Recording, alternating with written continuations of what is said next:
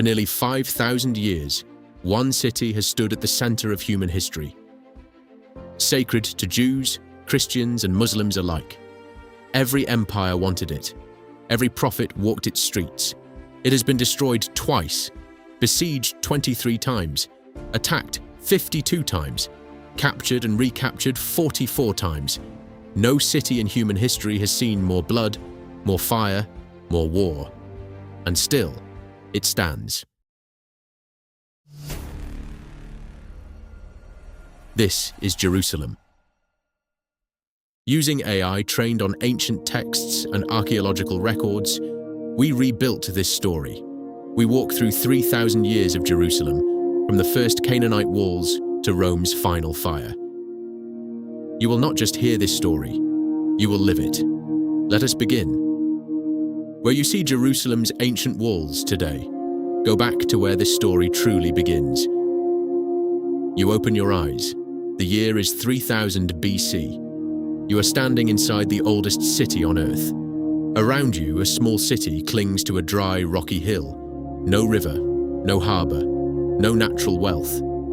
But here is what no one asks. Why here? Why this hill? Why did civilization choose this impossible place?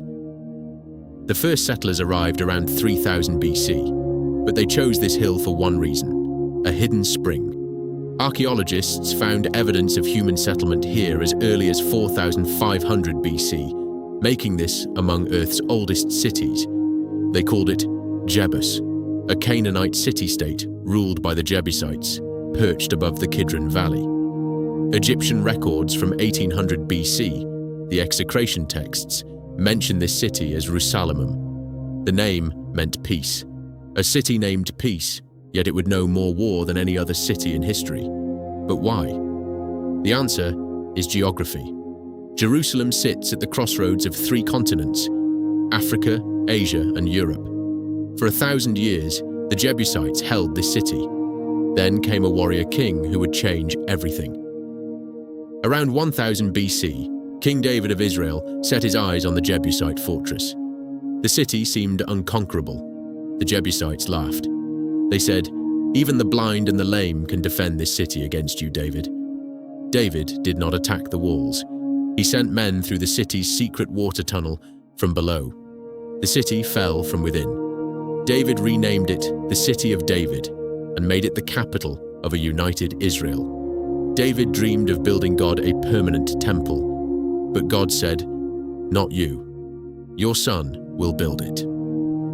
In 966 BC, King Solomon began construction on Mount Moriah, the most ambitious building project ancient Israel had ever attempted.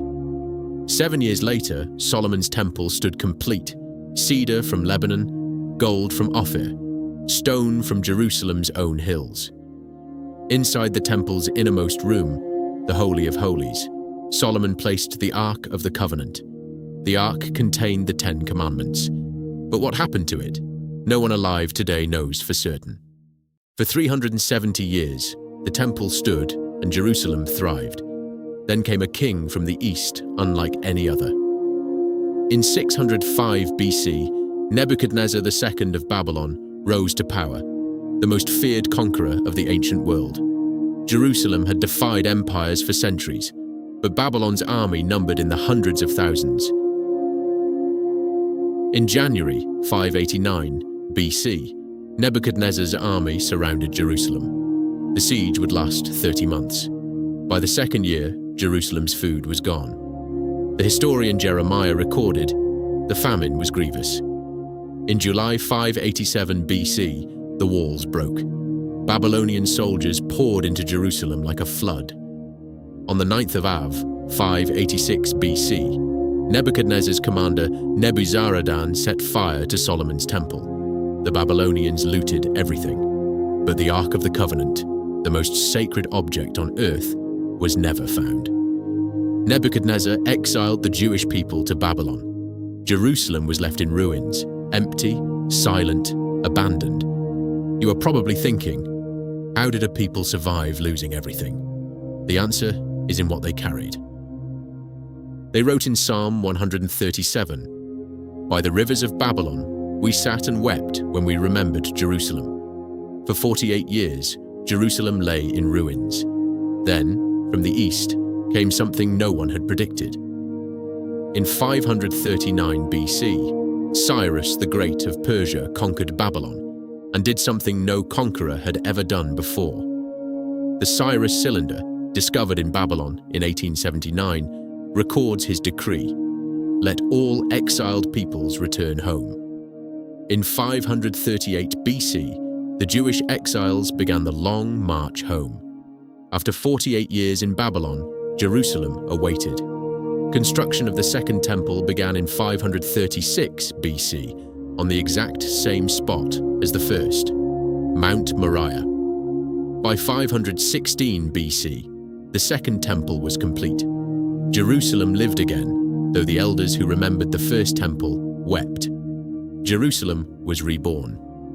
But here's what most historians stop talking about, and what they miss changes everything.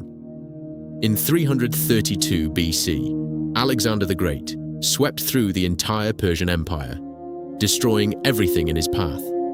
Every city that resisted Alexander burned, but Jerusalem opened its gates, and Alexander did something extraordinary. Under Greek rule, Jerusalem faced a new threat, not armies, but ideas. Greek culture was erasing Jewish identity. In 167 BC, Antiochus IV Epiphanes did the unthinkable. He placed a statue of Zeus inside the Second Temple.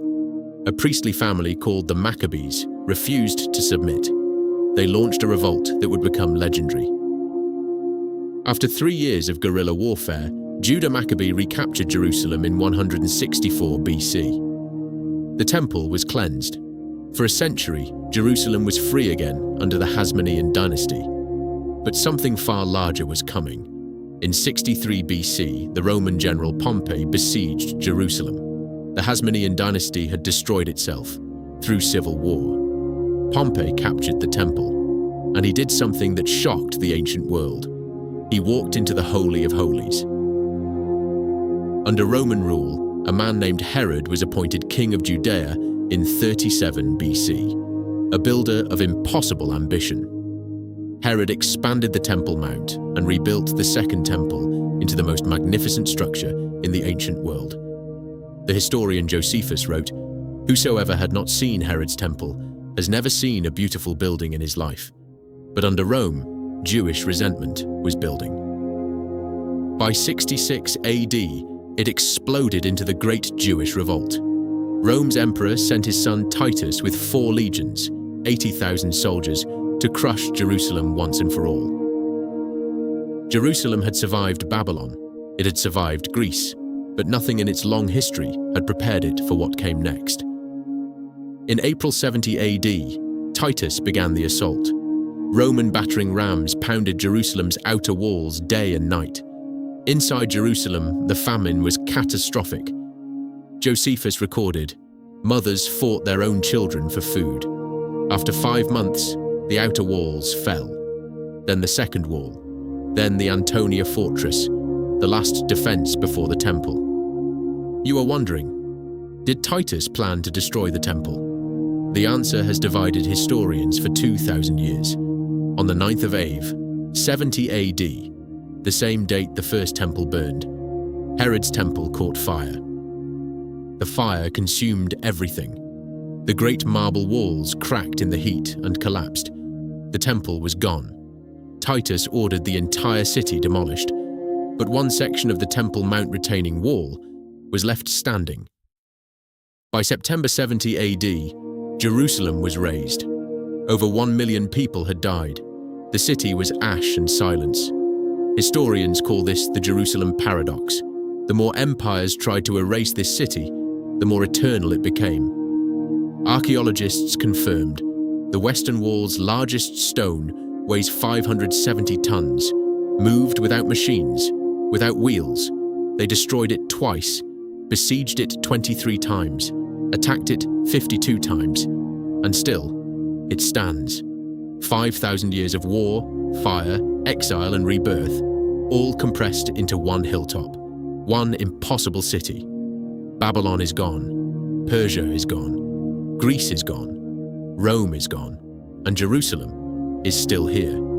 This is the Jerusalem paradox. The more the world tried to erase it, the more the world could not forget it. From Canaanite hilltop to King David's capital to Solomon's golden temple, Jerusalem has always been more than a city. It has been a place of prophecy, empire, sacrifice, and survival. And once you see it, you cannot unsee it. Destroyed twice, besieged 23 times, attacked 52 times, captured 44 times. And still, this is Jerusalem. Subscribe, hit like, and tell us, which lost city should we uncover next? See you in the past.